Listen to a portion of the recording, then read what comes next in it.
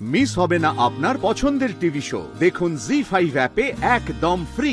আমার স্মৃতিতে ভূত দিদি হিরোবাবুর হাত দিয়ে সিঁদুর পরিয়ে দিয়েছে। Just shut up. এইসব কথা না শুনতে ভালো লাগে না। কোনো ভিত্তি আছে এসব কথার? এক্ষুনি বুঝিয়ে দিচ্ছি, এক্ষুনি আমি তোমাকে ভিত্তি দিয়ে দিচ্ছি। আমি না তোমায় জোরে একটা চিমটি কাটবো, তাহলে প্রমাণ হয়ে যাবে যে তুমি ভূত না মানুষ। আর হতেই পারে যে চিমটির জোরে তোমার স্মৃতিও ফিরে এলো। কি বলছো? এসব কি বলছে এই মেয়ে? এই মেয়ে তো সব জানে দেখছি। কি ভাবছো? মাথা গোল গোল ঘুমতায়, তাই তো?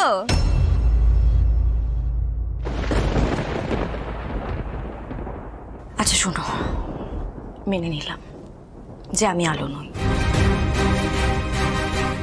তাহলে আমি কে? কোনো প্রমাণ আছে যে আমি কে?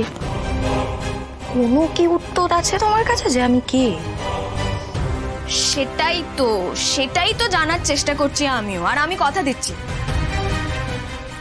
দিচ্ছি খুব তাড়াতাড়ি তোমার পরিচয় খুঁজে বের করব।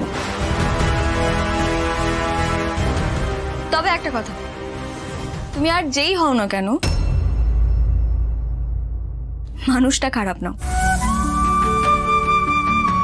যেভাবে তুমি পুপুলের সাথে সময় কাটাচ্ছ সেটা দেখে মনে হচ্ছে যে তুমি সত্যিকারেরই একজন মা। আমি তোমার চোখে মায়ের মমতা দেখেছি। আমিও আমার পুপুলকে খুব ভালোবাসি। আমি প্রথম দিনই তোমার চোখে পুপুলের প্রতি যে ভালোবাসা দেখেছি না, সেটা একমাত্র মাই পারে। একমাত্র মায়ের নজরই একটা শিশুর প্রতি এত ভালোবাসা দেখাতে পারে।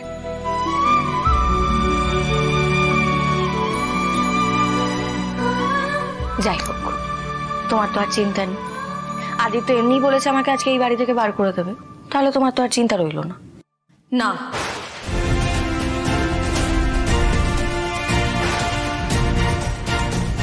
তুমি এখানে কেন এসেছো আমি জানি না। এটা পরিকল্পনা, দুর্ঘটনা, নিয়তি, যাই হোক না কেন, সত্যিটা আমি খুঁজে বের করবই।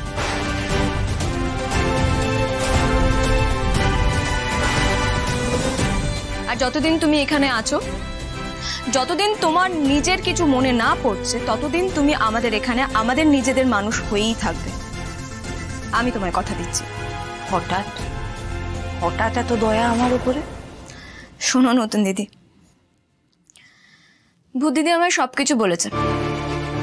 সবকিছু, সবার কথা, সবার ব্যাপারে আমি জানি। ভূত দিদি আমাকে জানিয়েছে, তাই আমি তোমায় এত কিছু বলতে পারলাম। তাই আমি এটাও খুব ভালো করে জানি যে তুমি ভূত দিদি নও। আর যাই হোক না কেন, তোমার কাছে না আমার একটা অনুরোধ আছে। অনুরোধ? কি অনুরোধ? যতদিন তুমি এখানে থাকছো ততদিন আলো দিদির মতোই থাকো, পুপুলের সাথেই থেকো।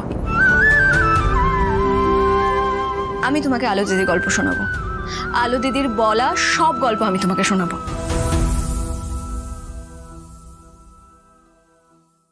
জি5 ডাউনলোড করুন আর সব এপিসোড দেখুন একদম ফ্রি।